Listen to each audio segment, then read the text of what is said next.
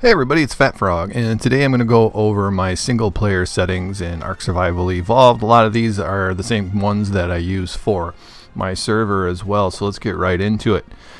First of all, for all of these that have the little number over here, you can go ahead and select, and in PC you can just backspace over there and you can put in a manual number. But let's use the sliders for now. So for the difficulty level, I put it at 1. So that's going to allow you to get higher level dinos. So that's going to be like levels 120 max on the island map. It's going to give you 150 on the center and Ragnarok and some of those other ones. That's going to allow you to, get those higher level dinos. And it's actually going to make things easier in the long run. If you're a brand new player, you might want to leave it at the default settings. And by the way, if you ever want to just change all these to default, you can use this little restore default settings arrow. But my max difficulty level here is, I'm going to pick 1. And so I'm going to go over all of these, well, not all of these, like I said, because there's a lot that we can just kind of ignore. And then you can play around with it too as you see fit. But, so, difficulty is the first one I'm going to go with. And the other thing is, the next one that I'm actually going to look at is the XP multiplier. And that is default set at 1. But I'm going to go change that to 3. That's kind of my standard. So I can advance farther and faster. If early on, if I'm just starting a brand new level, I might change that up to 5 or even 10 to get me the first 10 or 15 levels to really kind of get me underway. So that's just kind of a personal preference. Taming speed is something I'm definitely going to change, and I am going to turn that up, usually up till 5. If I'm going to go play a game where I know I'm going to tame a Bronto or something like that, that's going to take a whole lot of time, I might change that up to 10, but I'll never go up to 10, and then I'll change it back to 5 before I go about doing my next one. The other thing with difficulty level, I should have said that your dino levels, your wild dino stats aren't going to change right from the start. Or they'll change from the start if you haven't started the level yet. But it's going to take a while for the old dinos to die off and new dinos to spawn in at the higher levels. And of course you just get the chance of getting a 150. It's not like they're all going to be 150. Alright. Next up that I'm going to change is the harvest amount. So that's going to give you, the higher level here, of course, is going to give you more materials as you harvest them. So I usually go with a 3 on the harvest amount. Next up is the player water drain. I like to change that to about 0.5 because I don't like to have to run and get water all the time. Just a quality of life thing. I don't change the food drain because I want my character to slowly run out of food. So if I get damaged, I can eat something to heal myself up. So that's why I don't mess with the player character food drain. Alright, so we're going to move along, and again, you can mess with all of these, but I think, you can kind of lose your mind trying to go through every one of these things. But, and plus, sometimes when the game updates, it'll reset everything to default, and it's going to take you a bunch to kind of go through everything. So it's also a good idea to write down, like, what your preferred settings are, and these are mine. So let's go to the check boxes. Let's see. We're in advanced. There should be show map player location. Okay, so that I think is absolutely crucial. So that's when you pull up the map, it's going to show you where you are. I don't know how some people play the game without, knowing exactly where they are in the map without using the GPS, which of course you can't unlock until later in the game. So there's a bunch of other stuff here. Again, we're going to skip those. We're going to go straight to advanced. Alright, and so let's see. With the first ones here, we're going to allow cave building, and PvE just gives you that option. I don't usually do it very often, but I'll check it just so that I'll have it when it's available. Okay, and then allow flyer carry PvE. I'll definitely check that one also. That'll allow, if you do a non-dedicated server, to pick up your friends and carry them around. It also allows you to pick up other dinos to make taming easier and transport easier before you can get some other things to help you out with that. All right. So next up, I'm going to skip all these except for I don't like to do prevent diseases. I kind of like the fact that you can get disease, your dinos can get diseases and you can get diseases, but I like to make them non-permanent so it doesn't, kill you.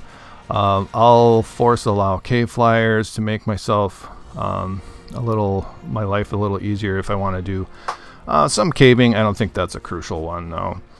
All right, so let's move on to some of these intervals. Let me just check.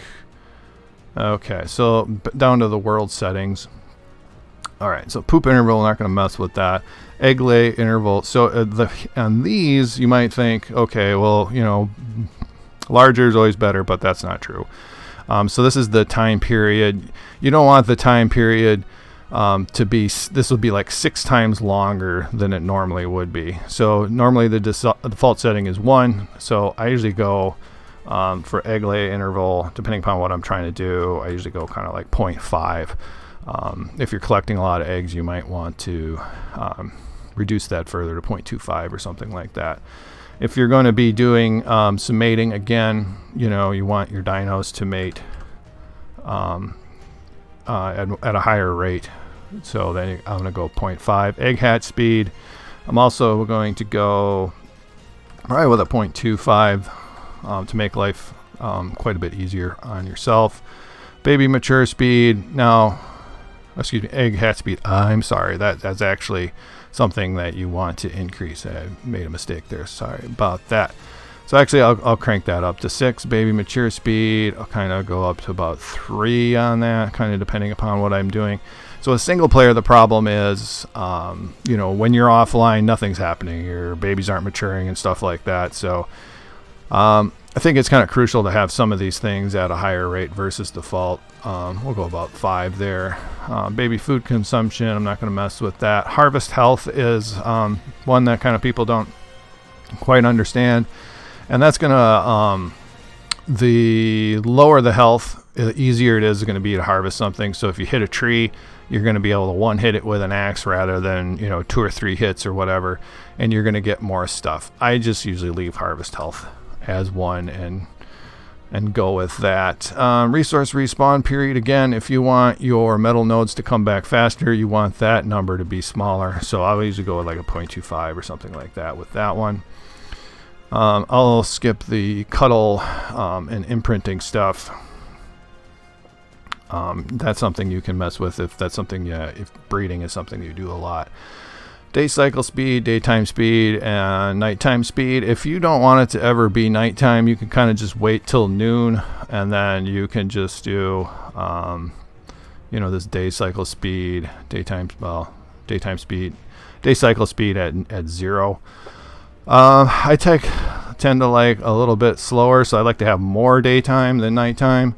So I'll leave the day cycle speed and daytime speed at about 0.5, and then the nighttime speed I'll go up to 0.3. I kind of like it being night every once in a while, but I don't like it being night all the time. Spoiling time I leave as 0. Let's see what else is. The next one is crop growth. Again, in single player, nothing's happening when you're offline. So your crops aren't growing, your plant species X and whatnot. So I increased the crop growth speed to about 4. Crop decay speed, not that important in single player. Alright, so now there's just a ton of these stats that you can mess with. So the only one I'm going to adjust, just because there's just way too much here to kind of think about, is tamed dinos add per level. Because one thing I really want to be able to do is be able to collect resources and other stuff and not have to worry too much about overburdening my dinos. So I increased the weight pretty much up all the time. So that's going to give you, when you add a point into weight, it's going to give you a boost. And so usually I'll go to 3 actually, 3 to 6, not too bad. Water temperature, those things kind of aren't matter, but don't matter a whole lot. But again, if you want to be able to, so if you're flying around getting stuff, you know, you want to really increase that stamina too. So get those stamina points up there. So we'll go with the 3 on that one. Speed, you know, if you really want to get going faster, that's something that you can put a few points into too. I'll often do that. I won't mess with affinity. And player stats, again, the same kind of thing. I want to be able to move around the map as, you know, efficiently as possible. So I'll increase the stamina and actually go to weight max on my player basically. And then I'll leave pretty much everything the same. Sometimes, depending upon the map I'm using, I might put into temperature fortitude. So if I'm playing like on scorched earth or something like that, I might boost that just a little bit to give me a little bit of extra. And then, you know, I might, I'm probably not going to do water or anything like that.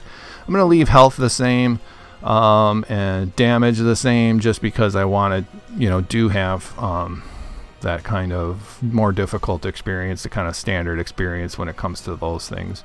Experience multipliers, you know, you really don't need this if you're messing with on the general tab where we had the, you know, the XP rate. It's not that important.